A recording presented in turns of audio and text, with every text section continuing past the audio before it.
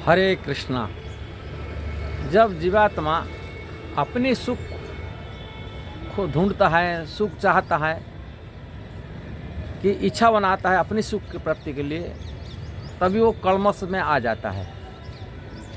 जब भगवान श्री कृष्ण का सुख के लिए प्रयास करता है, तभी वो पवित्र हो जाता है।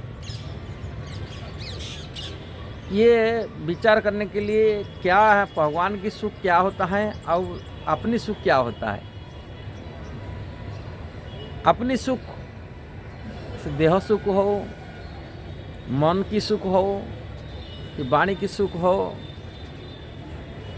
कि पूजा प्रतिष्ठा की सुख हो, जो सुख भोगने का इच्छा बनाता है जीवात्मा,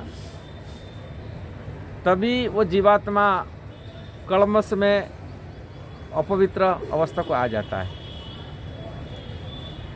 अपने सुख पाने के समय इंद्रिय तृप्ति, देह सुख उसको कहते हैं। इंद्रिय जनित जो सुख मिलता है, मन द्वारा हो, इंद्रिय जनित हो, कि वाणी के द्वारा हो, कि पूजा प्रतिष्ठा मान सम्मान, ये सब मन के सुख में आता है।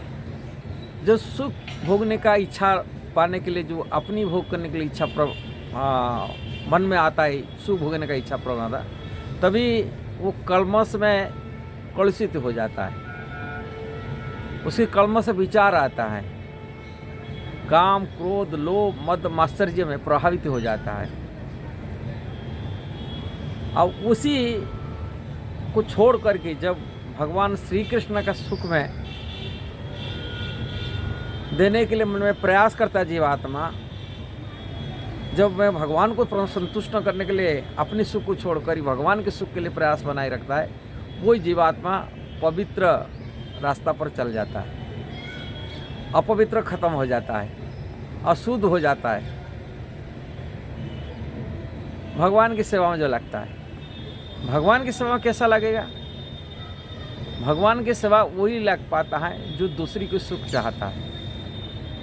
भगवान की सेवा मतलब दूसरे के कल्याण के लिए चाहता है, दूसरे के हित पहुँचे, कारण भगवान संतुष्ट हो गए। हर जीवात्मा भगवान का अंश है, अंश होने के नाते उनको भगवान दूसरा का कल्याण मतलब भगवान की सेवा में भावना लेता है। दूसरा चीज़ है भगवान के सेवा, भगवान जो निर्देश शास्त्र में लिखे हैं उनकी प्रसन्नता, भगवान की प्रसन्नता। भगवान मैं कहे कई बार, मेरा प्रसन्न, मैं इसमें सुखी होता हूँ।